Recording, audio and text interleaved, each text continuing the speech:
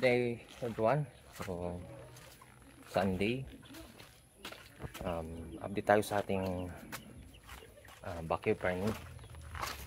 So nandito sa ating mga alaga natin sa manok.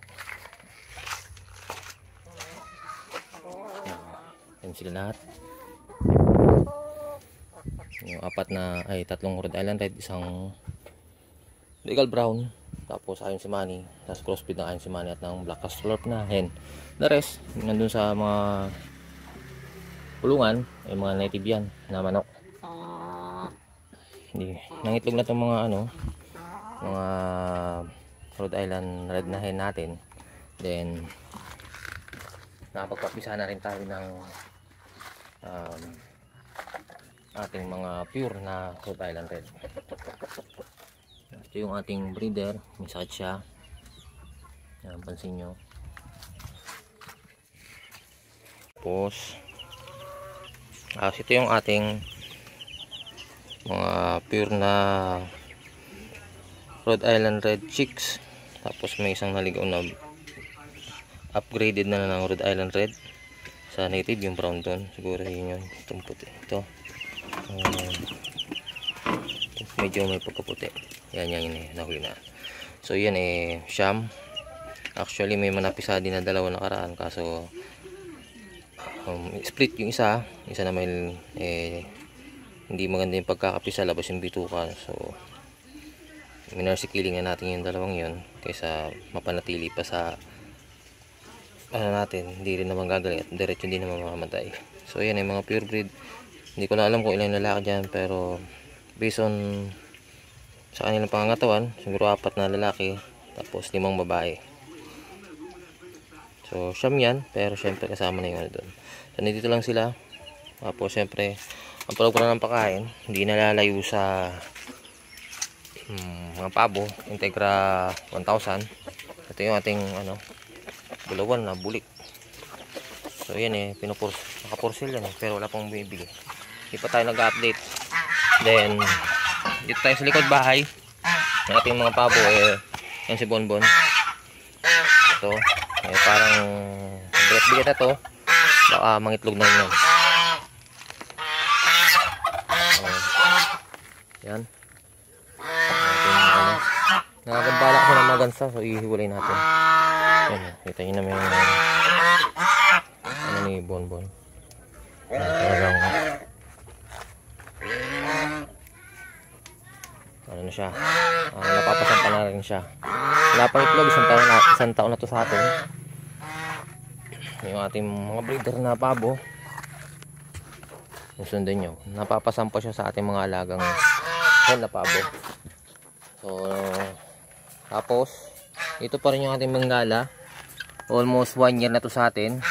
Still di pa tayo nakakanap ng lalaki nito. Hindi natuloy yung isang gustong ilagay dito sa area natin yung lalaki niya. Hindi natuloy, hindi bumalik. Pero baka buminga tayo by next month ng lalaki. Ipakayanan ng budget. So dyan mga ang kulit ng mga gansa na to eh. Then yung ating mga 2 months old na hybrid dun ating hybrid na heritage chicken ay nandito. Nilagay na natin sila dito sa ating kulungan. Scotch pen. Nakaraan nandun sila katabi nung ating mga heritage chicks. Kaso siksika na sila kasi sila 2-4-6 na hybrid na heritage chicken. Isa dun milahing native. So yan. Ito cross ng ating Black Australorp ng Rhode Island Red. Itong mga itim na to, pero maliit, cross na native. Tapos dun sa siyam na pabo natin, siyempre namatay isa doon.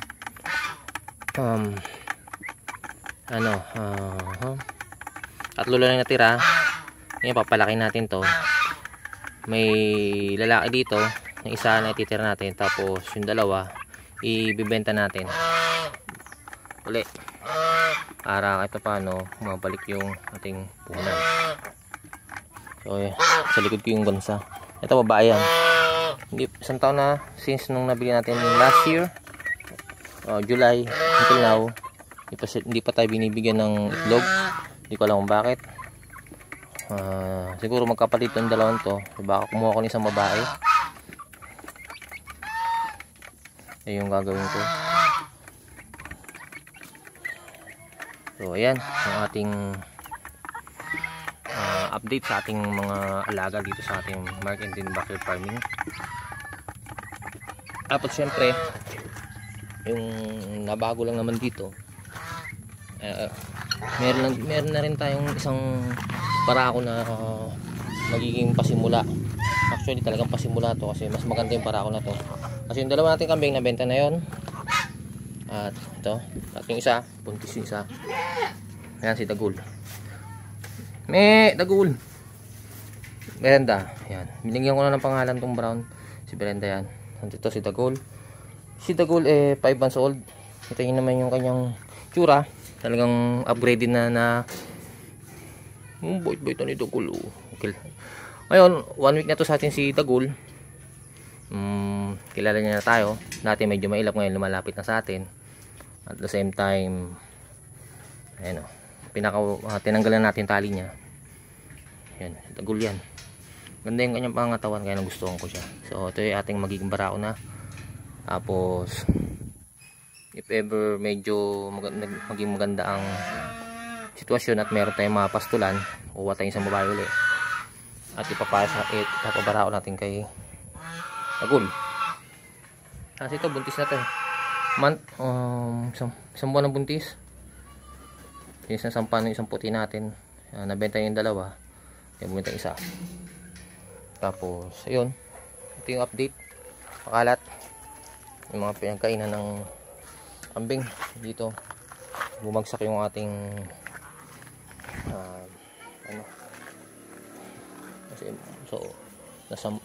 ata ito ng kambing. Hindi magandang tubo nyo. Tatanggalin natin to. Iligo yung ating bansa. Tapos yung ating mga tinanim na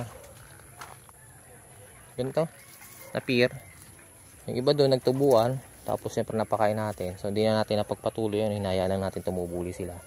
Pero ayusin natin yan uli. Kuha ulit tayo ng pantanim. Pero siyempre dito kuha ulit tayo dyan. Ito mga halaman lang sa paligid natin tulad nito, ito ay ating pinapakain sa ating kambingan. Ito naman yung ating lansones. So ayan, palago na siya. Alam po lansones ito based on the leaves. O yan, may ito balit ito, ayusin natin yan. So, malaki na yung ating itong puno ng lansones. Tagal-tagal na rin to, ngayon lang lumago, ngayon 2025. So ito waiting tayo na sana ito ay magbunga na. Tapos sira-sira na rin yung net natin after simula natin magkaroon ng net na ganito. Tapos napalitan ng parang mas matibay pa rin yung ganito. Huwag lang ng mga bata.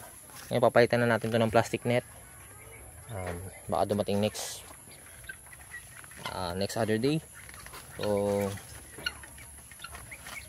tapos ito kawayan na pinapakain natin yung sa kambing. Pero sabi sa ayon sa ating research, ito maganda rin pamurga. So syempre kung yung inang kambing buntis, hindi nyo pwedeng ipakain to. Ito talagang favorite ng ating mga kambing. Tapos kinakain din to ng gansa, ng pabo.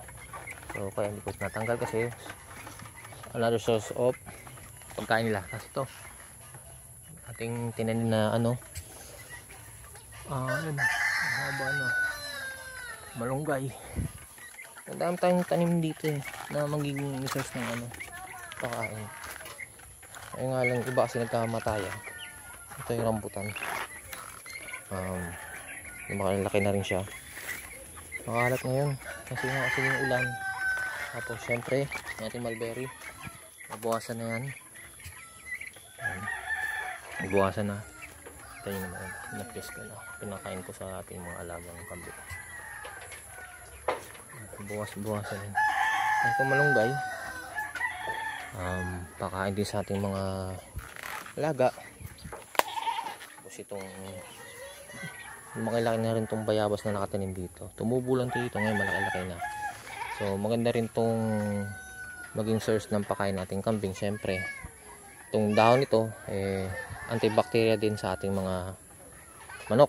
So ang gagawin namin dyan sa pakuluan, as yung katas niya ating ipapainom sa ating mga alaga ng mga manok, mga pabo, or anything na nasisiyo, pwede rin. So ayan yung ating pinagkukunan ng mga pagkain, at ayun din yung update sa ating backyard farming.